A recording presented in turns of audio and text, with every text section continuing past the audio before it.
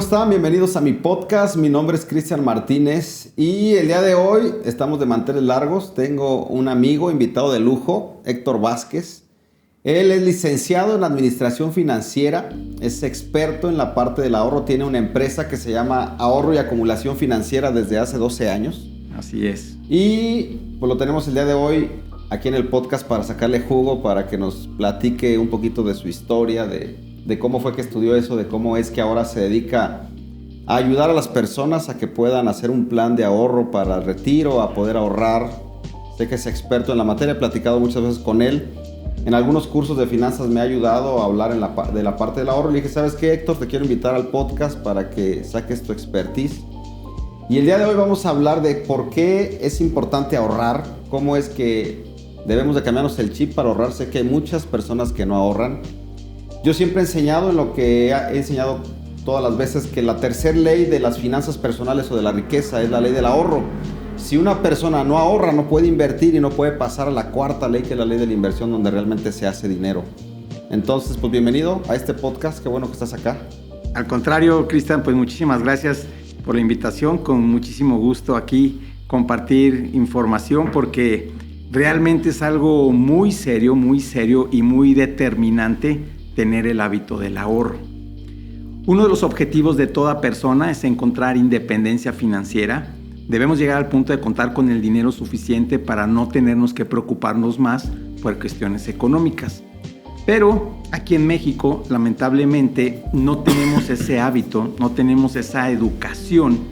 Y pues las estadísticas señalan algo sorprendente y alarmante.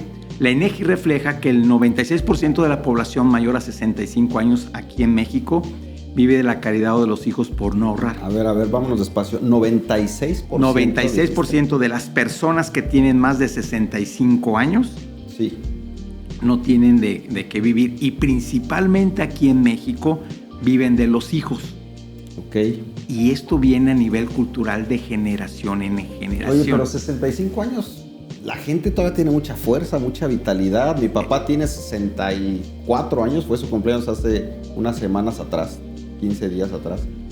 Y yo lo veo que todavía puede echarse un partido de fútbol, o sea, no lo veo como ya un viejito, ¿no? Exacto. Y eso es preocupante. Pues mira, ese punto es muy importante porque los tiempos han cambiado.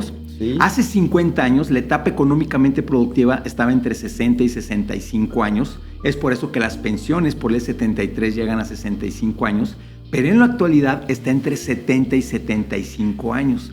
La etapa económicamente productiva mínima. Okay. Ese punto es importante, mínima, ¿no? Sí. Entonces, bajo esa premisa, bajo ese esquema, afortunadamente tenemos posibilidades de trabajar más y generar más un patrimonio o una tranquilidad, o lo principal, pues ver tú cómo vas a trabajar cuando no puedas o quieras trabajar. Entonces, por eso ese es una... ¿Cómo te va a llegar ingreso, no? ¿Cómo vas a vivir cuando ya no tengas la energía para trabajar? Esa es la pregunta del millón, ¿no? ¿De qué quieres vivir o cómo quieres vivir? Por eso es tan importante empezar a tomar conciencia. Esa es la palabra importante, tomar conciencia si realmente es algo muy conveniente tener una estrategia de ahorro e inversión para nuestro futuro. Esto en nuestro país no estamos acostumbrados. Nosotros estamos dependiendo de una pensión de ley 73, de una pensión de ley 97, pero también ese punto es muy importante destacarlo porque el sistema de pensiones está totalmente obsoleto por las estadísticas.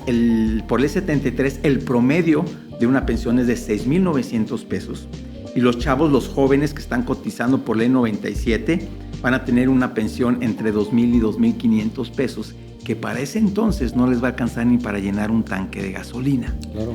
Entonces, como nosotros... Si es que tienen auto. Si es que tienen auto, exactamente. Sí, oye, pero a ver, vámonos despacio para que todos los que están escuchando este podcast o viéndonos puedan ir desglosando toda esta parte del ahorro. ¿Qué significa ahorrar? Vamos a partir por ahí. ¿Qué es para ti ahorrar? Definitivamente es acumular dinero. Eso es un ahorro. La pregunta del millón, pues, ¿en dónde? ¿No? Uh-huh. Pero ahorrar es que tengas el hábito de apartar cierto porcentaje, cierta cantidad en cualquier rubro. Retiro, vacaciones, inscripciones, etcétera. Ok, dice el hombre más rico de Babilonia, el libro del hombre más rico de Babilonia, que mínimo te tiene que sobrar el 10% de lo que ganas para que lo pases a ahorrar. ¿Sí estamos bien hasta ahí? Exactamente. Ese concepto, George Clason, que es el autor, dice que pagarte a ti mismo. Pagarte a ti mismo es que estás apartando una cantidad para necesidades futuras, o lo principal, para que tú puedas invertir o puedas tener una paz y una tranquilidad que todos queremos y merecemos. Ok, bastante interesante esa parte. Y ya teniendo entonces claro qué significa ahorrar, creo que desde niños a todos nos han dicho debemos de ahorrar, ¿no? Yo recuerdo que yo estaba en la primaria y había una caja de ahorro. En la primaria la maestra, me acuerdo tal vez a partir de tercer año, toda la primaria tenía ahorro, pero yo me acuerdo, soy consciente a partir de tercer año de que la maestra todos los lunes, llegando después de pasar la lista, hacíamos un ahorro. Entonces decía, Cristian, ¿cuánto vas a ahorrar esta semana, no? Obviamente mis papás me daban dinero y yo le decía, traigo 20 pesos para ahorrar. Pero lo padre era que al final del curso de tercer año, cuando ya nos daban nuestros resultados de que pasamos el año o reprobamos, nos daban la caja de ahorro. Entonces uno como niño, de repente recibir 500, 800, 1000 pesos de acuerdo a lo que hayas ahorrado, era padrísimo, ¿no? Y tú decías, ahora nunca había tenido esta cantidad de dinero y ahora ¿qué voy a hacer? Pero creo que solamente ahorrar por ahorrar sin tener un fin con el ahorro siempre termina en gasto. ¿Qué opinas de eso? Sí y no. Ahora sí que si nosotros apartamos para ciertos rubros, yo puedo tener un cochinito, o en tus cursos, como lo mencionas, un sobrecito para alguna emergencia, alguna eventualidad, para cambiar de auto, para las inscripciones. O sea, ahorrar por ahorrar siempre va a ser bueno. Sí. Ahorrar por ahorrar, todos los seres humanos estamos conformados por medio de hábitos buenos, hábitos malos, y el ahorro es un hábito. O sea, nosotros nos dijeron desde chiquitos, y creo que varios de nosotros tuvimos alcancías, y íbamos echando un cochinito y lo abrías porque querías comprar algún juguete, y luego vas creciendo y cierta prenda de vestir, y ya ahorita que estás más grande, pues para las vacaciones, a dónde te quieres ir, por medio de tu presupuesto, etcétera. Pero eso es lo más importante, tener el hábito del ahorro. Porque la estadística dice que más entre el 90 y 95% de la población vive al día. O lo que es peor, está endeudado. Y todo es en base al ahorro y a la educación que nosotros tenemos en nuestro sistema de pensamiento.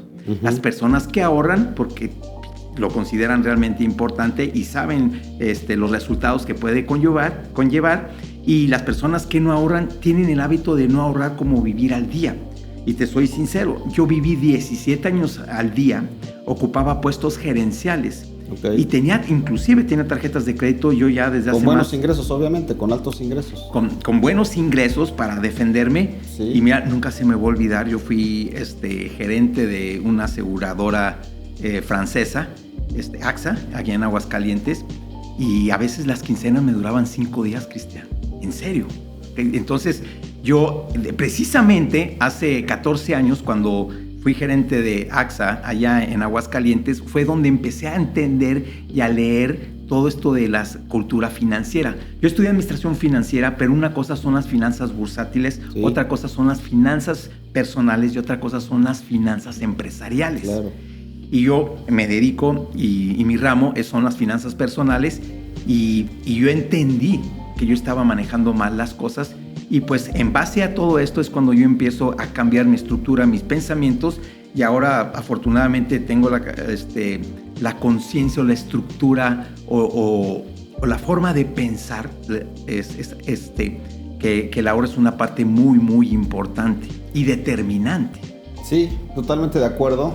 Y a veces no vemos la importancia del ahorro. A veces decimos, bueno, pues yo soy administrado, ¿no? Y para ser administrado te tiene que cuadrar el dinero, pero te tiene que sobrar. Si no te sobra dinero, hace unos días hice una publicación de esto, si no te sobra dinero jamás vas a poder tener riqueza. Vamos a partir de ahí. Si no te sobra dinero de lo que ingresas y te retienes contigo una parte, nunca vas a poder tener riqueza, ni mucho menos libertad financiera. Ahora, otra pregunta, ¿por qué crees que los latinos no tengamos la cultura del ahorro y los japoneses, los alemanes, los americanos sí la tienen? ¿A qué se debe? Definitivamente es la información que nosotros transmitimos, que va de generación en generación. Si a nosotros no nos dicen que realmente es algo muy importante, no le vamos a tomar importancia. Los japoneses son los que más ahorran en el mundo, ahorran el 40% de su ingreso. Ellos han tenido altibajos y mentalidades muy fuertes, Japón, y por eso son muy maduros en ese aspecto y son conscientes de la importancia. Imagínate ahorrar el 40% de tu ingreso para tu retiro. Los gringos, los norteamericanos también tienen esa cultura. Ellos ahorran el 30% de su ingreso en un plan que se llama 401k, 401k, y ellos siempre están ahorrando desde chiquitos. Ya tienen desde que están paseando perritos. Sí, y están parte ganando, del hábito, parte de su estilo de vida. Es un hábito y nosotros no lo transmitimos a nuestros hijos. Nuestros padres no se los transmitieron, a nuestros abuelos no se los transmitieron a nuestros padres, y eso se crea de generación en generación. Y luego son dichos que tenemos muy arraigados, que solo vives una vez, sí, claro. Que para qué quieres guardar el dinero. Que cuando te mueras nada te vas a llevar. Nada te vas a llevar, sí, que es algo que lo tenemos en nuestro inconsciente. Y para poder nosotros borrar cosas de nuestro inconsciente, tenemos que abrir esa programación. Esa programación, esa línea emocional de entenderlo y decir, si yo no ahorro, ¿de qué voy a vivir? Yo tengo 53 años y les pregunto amigos, clientes, que de todos esos años, de hecho hacemos un ejercicio en tu curso, ¿cuánto has acumulado en toda tu vida económicamente productiva? Pues ya hacemos sumas, ¿no? Pues qué buen billete.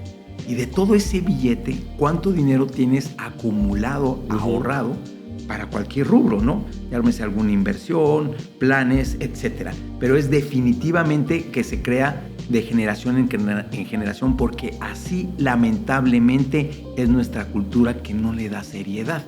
Totalmente. Ahorita que estabas hablando y decías que los japoneses son los que más ahorran y tienen la cultura de acuerdo a la crisis que pasaron. Exacto. Me acordé de los judíos. Los judíos en la Segunda Guerra Mundial, los alemanes estaban matando judíos, y entre el pueblo judío ellos decían, el dinero puede comprar tu vida. Y leí en un libro donde había una historia que llegaban unos alemanes y iban a matarlos a los judíos, pero ellos siempre tenían ahorro. Entonces le decían, por favor no me mates, te puedo entregar mi dinero a costa de mi vida, déjame libre. Diles que ya me mataste, yo me escondo por ahí entre unas montañas, no me mates, pero llévate mi dinero. Y entre ellos, a los hijos les enseñaban que el dinero podía comprar la vida. Pero era literal, ¿eh? No creas que era un dicho, porque aquí decimos, no, pues con dinero puedes tener una buena vida. No. Para ellos en la mente, los papás a los hijos les decían, si tienes dinero, cuando llegue la muerte, puedes comprar tu vida. Exactamente. Entonces ese dicho me encanta, esa historia me encantó.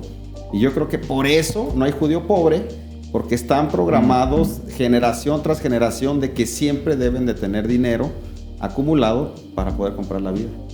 Ellos entendieron de esa manera y así lo viven. Por ahí dicen expertos que también se creen el ADN. O sea, también vienen de generación en generación algunos familiares que no tenían esa cultura y no lo hacían. Entonces, definitivamente es por no darle la seriedad a esa información, a ese hábito, para que nosotros vayamos tomando una conciencia y decirle a la gente, ¿no? Solo así puedes hacer inversiones o compras inteligentes e inclusive oportunidades muy grandes. Cuando tú ya tienes un capital formado y pues tú lo sabes perfectamente bien, que los ingresos pasivos, el cuadrante flujo de Robert Kiyosaki, pues hay que aprender a generar ingresos pasivos para no tener que tener esa cuesta actividad. Trabajo, porque a veces la gente dice, no, yo ya voy a hacer un ingreso pasivo y voy a hacer esto. Y yo tengo 10 años de enseñar finanzas personales, tengo algunos ingresos pasivos, pero no ha sido fácil decir, ya de medio año logré tener este ingreso pasivo y ahora tengo esta gota, ¿no? Creo muy importante eso, pero a ver, vamos a pasar un poquito más a la parte de administración y de ahorro. Para poder ahorrar, tienes que bajar tus emociones y tienes que primero decidir no gastar, porque todo se nos antoja. Exacto. Sale el nuevo iPhone y dices, quiero el nuevo iPhone. Sale un nuevo auto y tú dices, me gustaría comprarme ese nuevo auto, unos nuevos zapatos, lo que sea. Somos seres que gastamos mucho. Exacto. Entonces, primero tienes que bajar la emoción y después vivir un poquito por abajo de tu nivel de vida, de lo que puedes, para poder ahorrar.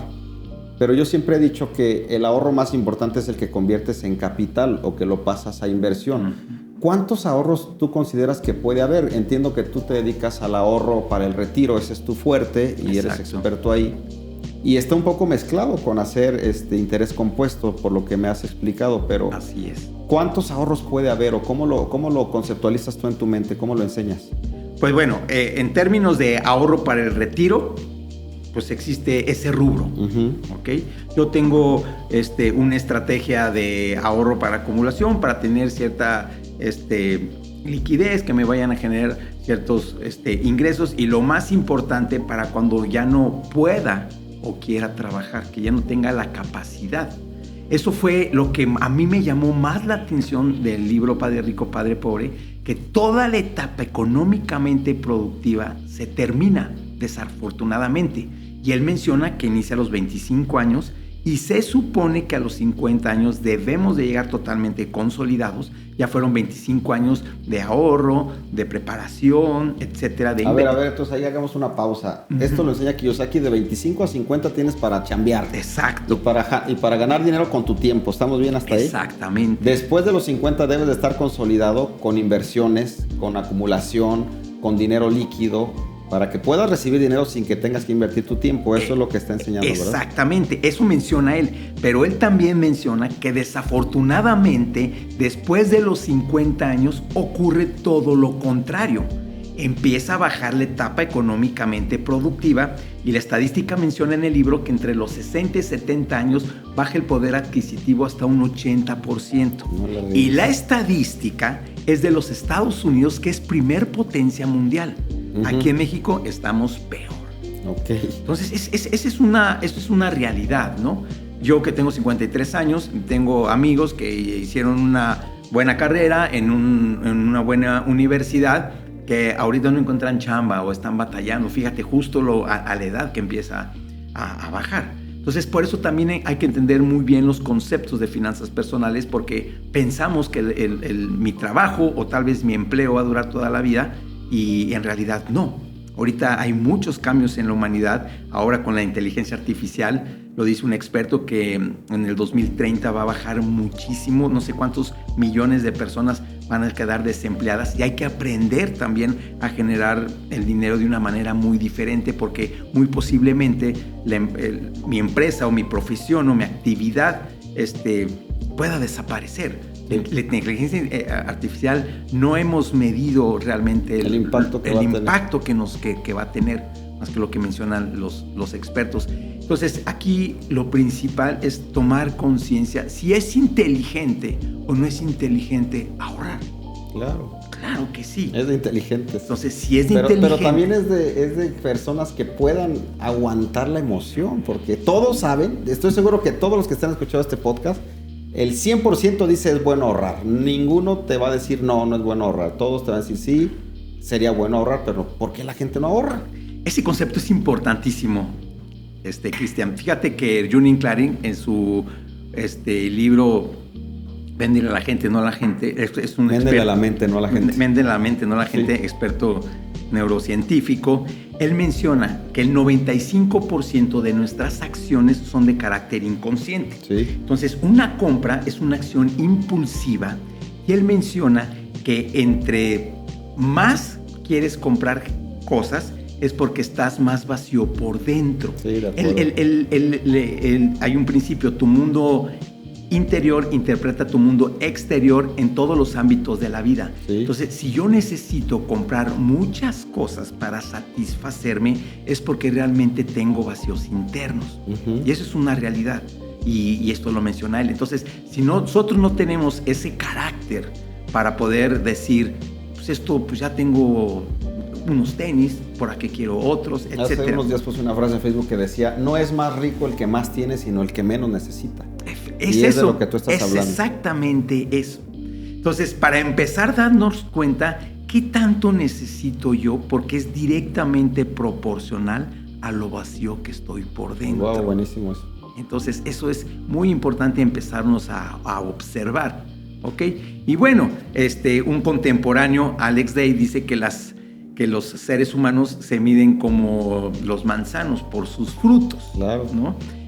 que tú también... Pero uno antiguito que era Jesucristo es lo primero que nos enseña. Ahí está. Quieres conocer a alguien, ve sus frutos. ¿Ves? No ve lo que dice, no veas nada más lo que hace, ve sus frutos. Y ahí vas a ver si es buena persona o no. Exactamente, ¿no? Yo, sabes que también de repente doy cursos de finanzas personales y digo, caras vemos, billeteras no conocemos, ¿no?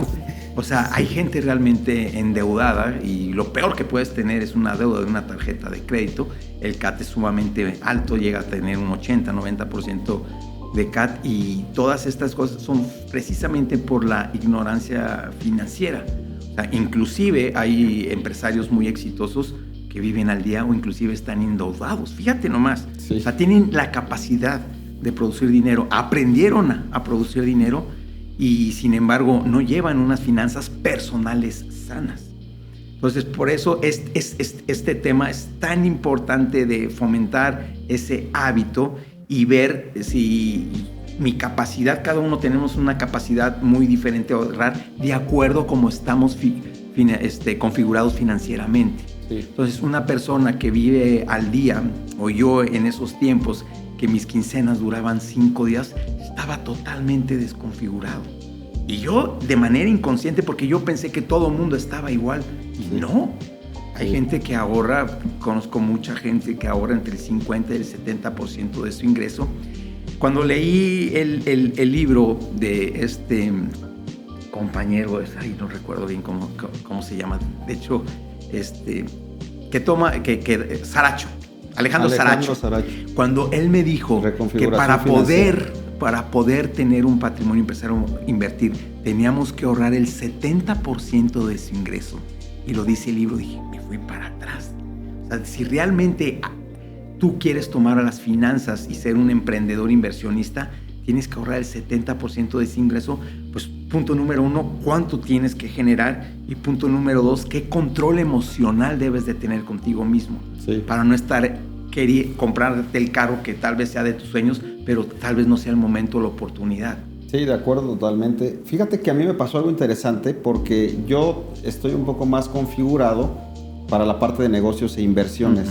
No me interesaba tanto acumular dinero líquido. Había leído a muchos autores que decían, tener dinero líquido sin producir es de tontos, ¿no? Entonces yo siempre, durante los últimos 10 años, he estado en inversión.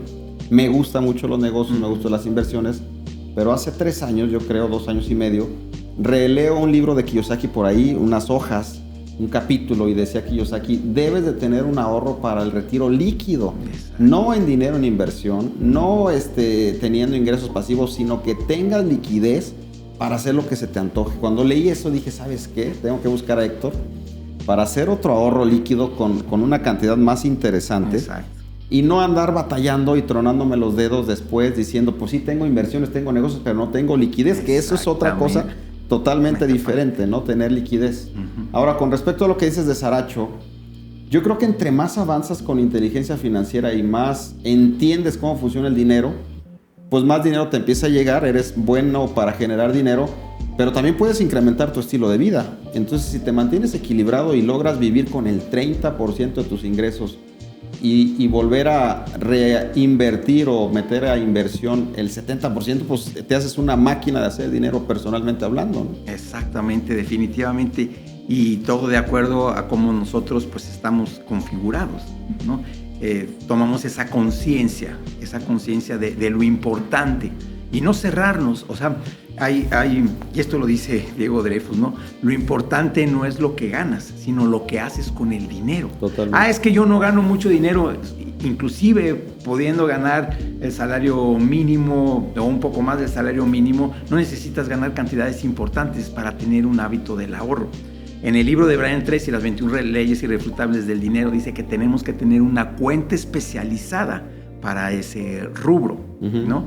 Pero pensamos que falta mucho tiempo, ya que llegamos después de los 40 años, ya sabemos que el tiempo realmente pasa demasiado rápido, ya estamos a medio año, ¿en qué momento, no? Abrir y cerrar los ojos, ya faltan 6 meses para las Navidades, ya en un par de meses vienen ya en octubre a vender los arbolitos de Navidad, o sea, está comprobado científicamente, de manera cuántica, que después de los 40 años el tiempo pasa mucho más rápido.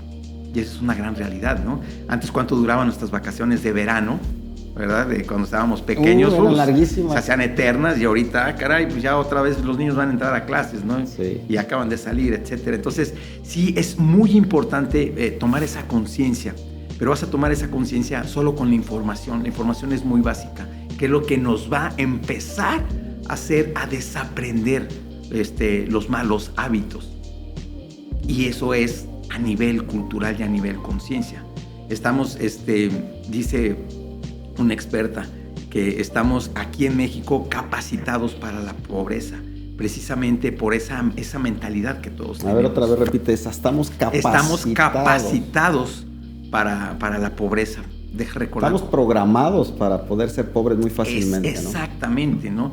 En México existen, no sé la última cifra, pero existen o existían 63 millones de pobres de 130 millones de habitantes. Entonces, sí hay mucha pobreza aquí en México, precisamente por la mentalidad y por la manera de pensar. Por eso ya estamos en la época dorada de la humanidad, donde nunca habíamos tenido tanto acceso de manera tan fácil, tan rápida y económica. Si tú pones Brian Tracy en YouTube, vas a ver unos cursos interesantísimos, claro. Tony Robbins, etcétera, ¿no? Finanzas personales, un chorro de audios y todo ahorita está muy gratuito. Uh-huh. Entonces, esa parte, pues hay que aprovecharla, ¿no? Para poder nosotros crecer y trascender. Ok, vámonos puntualmente. Tal vez alguien está escuchando este podcast o lo está viendo y dice, a ver, Héctor, tengo deudas.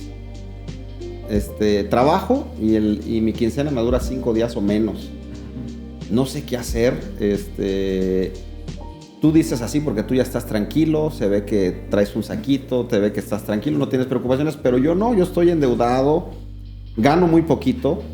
¿Por dónde empiezo? ¿Cómo puedo ordenar esa parte para... Yo sí entiendo que estoy mal y qué es lo que tú me sugieres hacer para empezar y cambiar?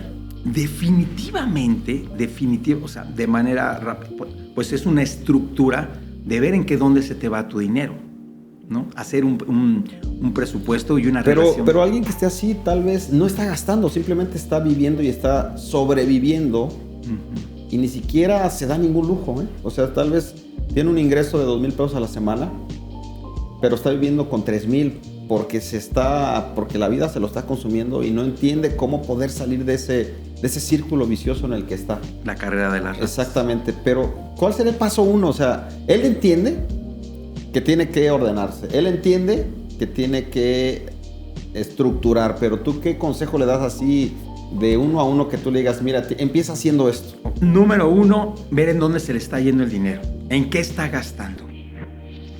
Okay. Hacer un listado. Sí. Okay. Y él va viendo en los rubros que está gastando, tal vez tenga algún vicio que se llama cigarro o las cervecitas, o inclusive sale a restaurantes que no puede pagar, o los zapatitos, y tiene colección de zapatitos, las mujeres que les gusta mucho, etcétera, ¿no? Estar viendo en dónde se te está yendo ese dinero. Okay. Y yo creo que lo más importante es realmente tener un deseo ardiente de salir de ahí, ¿okay? De salir de ahí. Y casi todos los libros pasan la misma información, pero lo principal es ver en dónde se te está yendo el dinero y en qué tú estás gastando y empezar a borrar esos rubros, ¿no? Vamos a suponer algo tan sencillo, porque pues todo hay que hacer sumas. No, pues yo estoy acostumbrado a comprar un café, no te voy a decir en el Starbucks, un café en el Oxxo, ¿ok?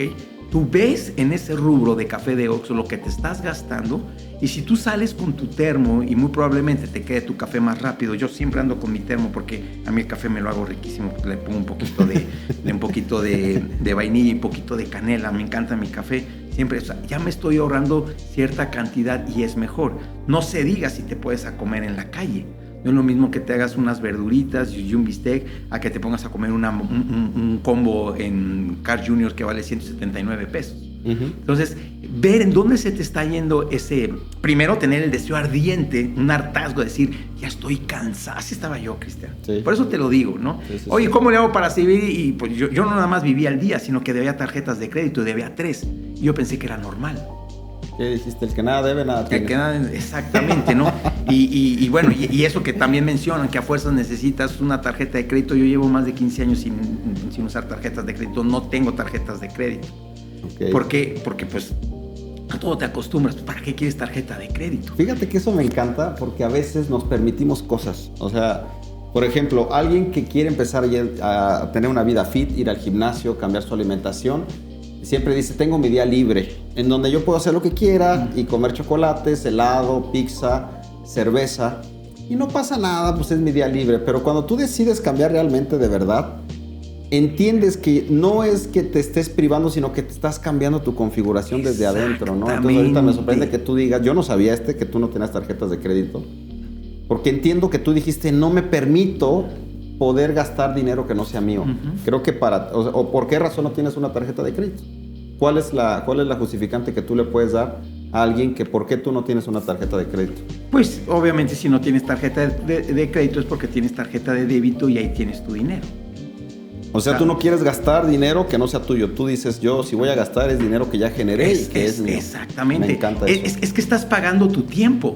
Sí. Si yo compro un televisor y tengo que pagar 1,000 pesos mensuales, esos 1,000 pesos mensuales que estoy pagando un televisor, estoy vendiendo mi tiempo futuro. Todavía ni los gano. Y ya me los estoy gastando. 1. Y 2, en el tema de las tarjetas de crédito, en Estados Unidos no existen créditos sin intereses, porque son muy puntuales. No les conviene estar dando crédito. Pero aquí ya saben que vamos a caer en un impago. Por eso nos dan todo crédito sin intereses. Si eres una persona que liquida al 100 su tarjeta, perfecto, felicidades. Es más, las tarjetas de crédito también te dan puntos y si las utilizas perfectamente bien, pero cada uno de nosotros se tiene que conocer realmente cómo la trabaja. Entonces caes en un impago y ya se te fue la deuda mucho más grande, ¿no? Totalmente de acuerdo. Me encanta eso y creo que estoy aprendiendo mucho de lo que me dices. Me gusta la parte de que dijiste de que todavía ni siquiera ganas el dinero, ya te lo gastaste, ni siquiera lo has trabajado, vas a tener que forzosamente ser esclavo de trabajar ese dinero para poderlo pagar y tener lo que quisiste comprar, ¿no? A través de un crédito. Y esa compra fue totalmente emocional. Hay que entender que cuando yo voy a comprar algo, pues que dice Warren Buffett, ¿no? Antes de comprar una compra, piensa si esa compra es algo necesario para vivir. Si es no la compres. Fíjate nomás, ¿no? Entonces, sí son conceptos que hay que aprender de los expertos. Entonces tú dices, ¿qué es lo que yo tengo que hacer? Número 1, tomar la decisión de ya estar harto. 1, controlar tus compras y empezarte a observar. Eso es tomar conciencia. Observarte. ¿Qué es lo que estás comprando y por qué lo estás comprando? 95% son para satisfacer nuestras necesidades internas. Sí. Al niño interior que fue en su infancia, tal vez no la pasó muy bien. Privado de cosas. Son puros cosas. Vacíos existenciales que existen en nuestro interior y dice Jürgen Klarer que se crearon en esa infancia. Entonces, como son de carácter inconsciente, no los observamos y no nos estamos dando cuenta. Simplemente salen. Oye, ya para ir cerrando el podcast, ya se nos está acabando el tiempo, está muy bueno, creo que lo he disfrutado bastante. ¿Cuál es el mejor momento para ahorrar? ¿Joven? ¿En la etapa activamente productiva? ¿Ya cuando te vas a retirar? ¿Cuándo sugieres tú que alguien debería de hacer un ahorro a largo plazo? Yo sé que tú estás en un sistema donde tienes ahorros a largo plazo, creo a 25 años. ¿Sí estoy bien? Exacto. A 25 años como plazo, ¿no? ¿Cuál es el mejor momento para ahorrar? ¿Qué sugieres tú? El mejor momento es desde la primera vez que estás recibiendo un ingreso. Ok. Punto. Si todos hiciéramos eso, nos jubilaríamos muy temprano. Imagínate nomás. Desde que tú tienes un ingreso, tú tienes que hacer un apartado. Porque se te va creando hábito. Sí. Entonces ya voy a ahorrar para mis vacaciones y ya voy a ahorrar por las inscripciones. ¿Cómo le llamábamos antes? Que las inscripciones eran en septiembre, le llamábamos septiembre. Oye, pero pues si ya sabes que lo tienes que pagar, pues ya tienes que tener ese dinero. Igual con tus vacaciones. Y otra recomendación, definitivamente, no dejar leer libros de finanzas personales. Okay. Hay muchísimos. Sí, bastante buena. Muchísimos. Y hablando un poquito de números, por ejemplo, si alguien empezara a ahorrar 1,500 pesos a los 25 años de edad y hiciera un ahorro de 25 años a los 50 años, en un ahorro con un poco de inversión como el que tú manejas, ¿cuánta cantidad pudieras ahorrar? ¿Qué número es si ahorraras sin inversión, bajo un colchón? Y si lo metes a un fondo de ahorro para el retiro como el que tú tienes, ¿cuánto generas? Más o menos, si tú ahorras 1,500 pesos mensuales, Sí. en 25 años vas a generar aproximadamente, si mal no me equivoco en la proyección, 1,700,000, pero el ahorro acumulado va a ser de 2,700,000, Ok, 1,000,000 más más o menos. de lo que estás ahí planeando. Bastante interesante. Ahora, si de repente tienes 2,700,000 pesos, creo que te daría tranquilidad para poder... Fíjate, un punto que no estamos hablando que es importantísimo, el dinero es energía. Ese es otro tema y realmente muy poderoso. Hemos escuchado que el que tiene más, se le dará más. Sí. Y el que tiene menos, inclusive se lo quitará. Y esto es por situación energética. Ejemplo, si tú cuidas y proteges el dinero, el universo o Dios te va a mandar dinero por cuestión energética, que sabes y lo sabes producir. Si tú no cuidas y proteges el dinero, el universo no te va a mandar más dinero, porque no lo cuidas y no lo sabes proteger. Entonces hace un círculo vicioso.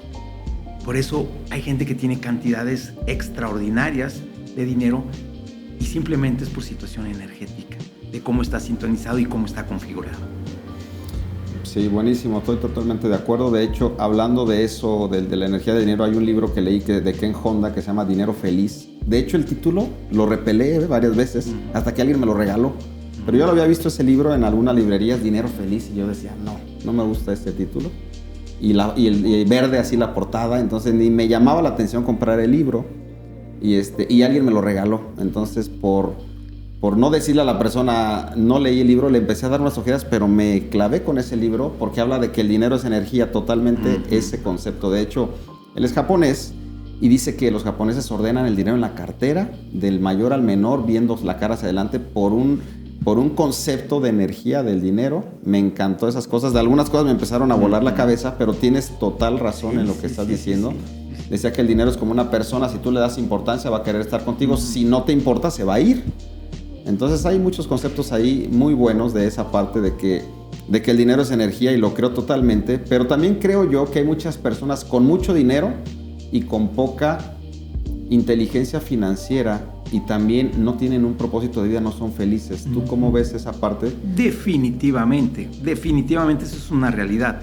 El dinero no es garantía de que tengas una paz, una tranquilidad y una felicidad, porque eso ya es otro tema, que es inteligencia emocional y entender conceptos de cada uno de nosotros, de cómo estamos precisamente configurados con la información. Pero definitivamente ahorita que mencionas los títulos de ese título, yo leí un libro que se llama El dinero es amor. O sea, caray, pues ¿cómo está la jugada?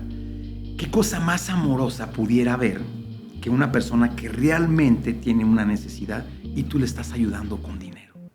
¿Por qué? Por amor.